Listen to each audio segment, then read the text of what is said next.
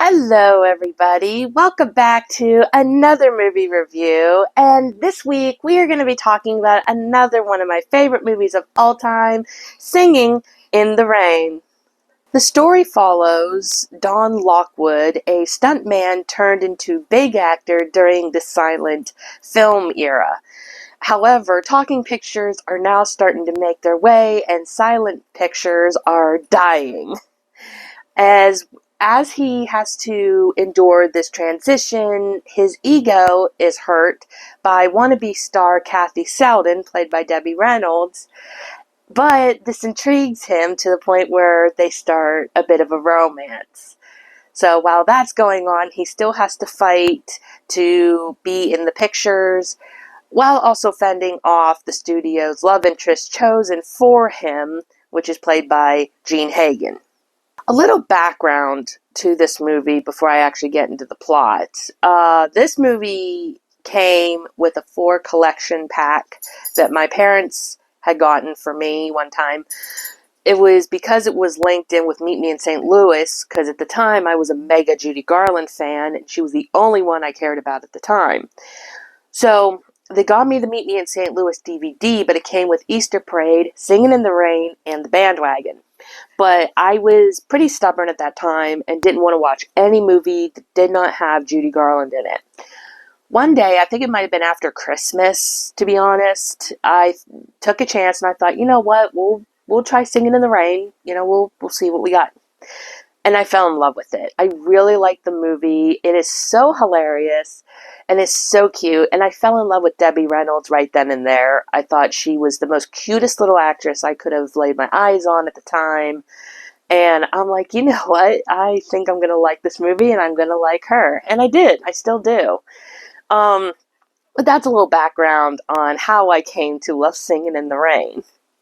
I really do love this movie, though. The casting is really great. I really like the story. Like I said, the comedy is also very well done for the most part.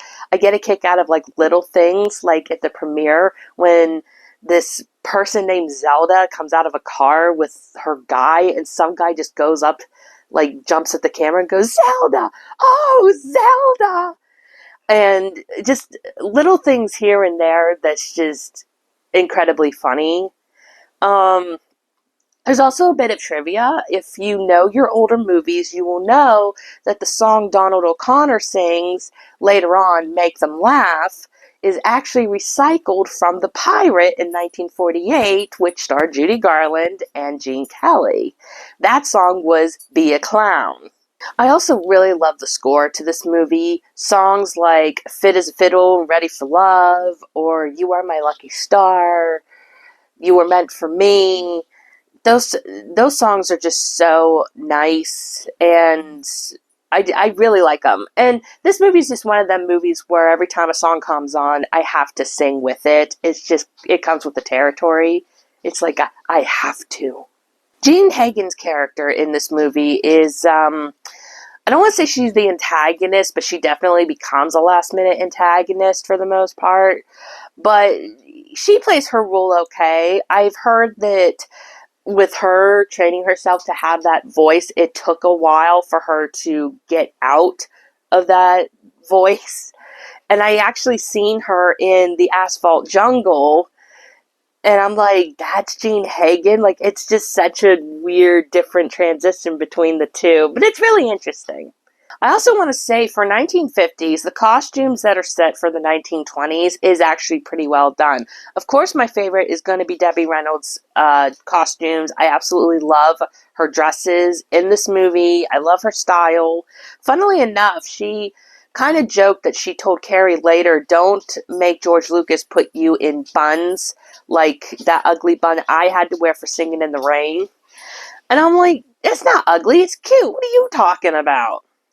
But I like the costumes in this movie. It's really good. I just love this movie in general. It's a really, really excellent film. Now I'm going to get into some context that people may not be interested in hearing, especially if you are a fan of Gene Kelly. For those who don't like Gene Kelly, you're safe. For For those who do, I would suggest skipping to this number here, because what I'm about to say is probably not going to be good news for you. So Debbie wrote in both of her biographies, Debbie My Life and Debbie the Unsinkable, or I think it's the Unsinkable Debbie, if I'm not mistaken, that this movie was one of the hardest movies she's ever had to make. She's been quoted saying that 2 of the hardest things in life she ever had to do was childbirth and Singin' in the Rain. Now, in context, looking at it now, you get it. She was treated kind of poorly, at least by Gene Kelly. This was her first mega role. She had been acting before this, but this was her first leading role. She was only 19, and Gene Kelly, I think, was like in his 40s or 50s, I believe. And when Louis B. Mayer told him that this was his leading lady, he basically didn't want her, treated her like garbage, and just worked her to the bone. She even said at one point that during the Singin' in the Rain, or no, the Good Morning number, that number lasted, I think, a whole day, and her feet were bleeding by the end of the night. Watching that scene, as happy and as beautiful she is, knowing that story, I feel bad for her, because that had to have been hard. She was only 19 and didn't have proper training at that time to be a dancer, which supposedly was the reason why Gene Kelly didn't want her. If it would have been Judy Garland or Rita Hayworth, it would have been different, because they were professional dancers as well as singers. Debbie was not, and he had to work and basically train her to be a dancer, and he was hard on her. In her book Unsinkable, she wrote that when she was doing the All I Do Is Dream of You number, he was constantly yelling at her, dance faster or smile, come on, let's go. And I was, again, looking at that scene and knowing what she had to go through puts a different spin on what I know about the film. And again, I feel bad for her. I really do love her. And whenever I hear one of my favorite actors or actresses being treated like that, I get mad. Now, on one hand, you could say, well, it's just one woman's opinion. Maybe she's embellishing. And I thought about that. But I changed my tune very differently when I read Esther Williams' biography, and she said she had issues with him too, mainly for the fact that she too was not a dancer and that she was taller than him. So considering the fact that these are 2 women who's had rough times with Gene Kelly, I'm willing to believe that he was probably a rough guy to get through if he wasn't dancing. Now, what's interesting, though, is if you look, they would go and take pictures together later on in life, whereas he and Esther Williams did not. So I think there was more animosity between them 2 rather than Debbie and Gene. But looking, even if Debbie did forgive him and everything, which I'm glad, I still can't get over the fact of how he treated her, and that changes my tune of him as an actor. Personally, though, I never really did care for him as an actor. I did like him in The Three Musketeers, very good film, and I did like him with Judy Garland. She's probably my favorite co-star with him. But anything else, I'm just not really a fan, in all honesty. Another quick tidbit story I will share, which is also sad, but also kind of sweet. And I can't remember what part this was, but Debbie was upset that she wasn't, doing a good job, and she was crying under a piano. Well, when she was crying, she seen 2 feet, and here it was Fred Astaire, and he happened to see her, and he's like, well, what's going on? And I don't think she ever told him.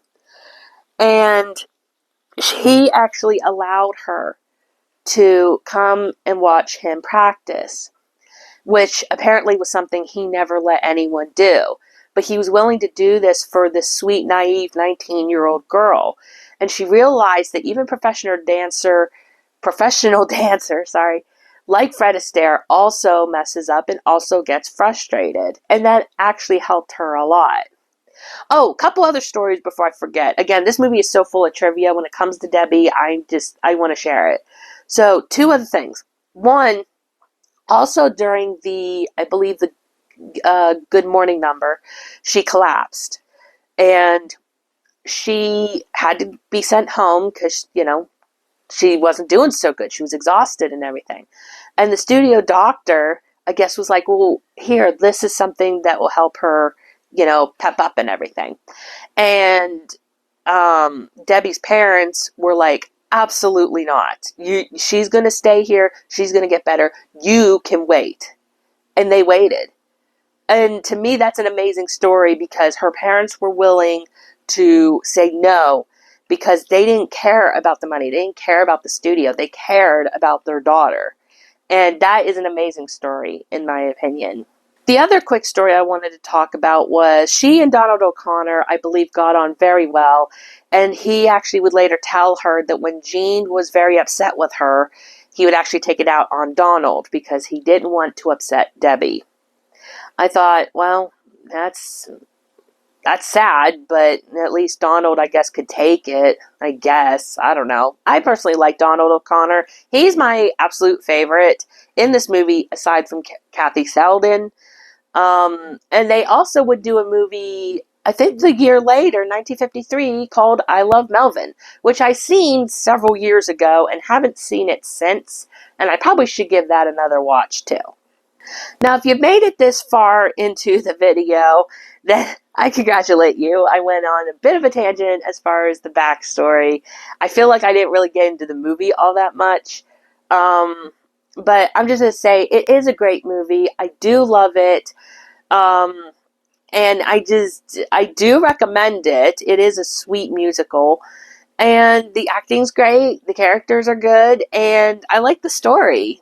Oh, funnily enough, when they released Downton Abbey, the second film, they kind of took a lot of inspiration from Singin' in the Rain, I believe. So that was kind of fun. Anyway, that pretty much ends my review of Singin' in the Rain. Let me know in the comments below what you think of this movie. Do you like this movie? Who's your favorite? And let me know in the comments below what you would like me to cover. I also like to mention that I cover movies from the 60s and before. I usually don't cover movies after the 60s, if that helps. I just like the older films, and I like to cover those right now. Maybe in the near future I might be able to change my mind about that. I'm not sure. But as of right now, those are the movies I'm sticking to. So if you have any requests, leave it in those time frames, okay? So anyway, that ends my review, and I will see you guys next time. Bye! Have a great and wonderful day.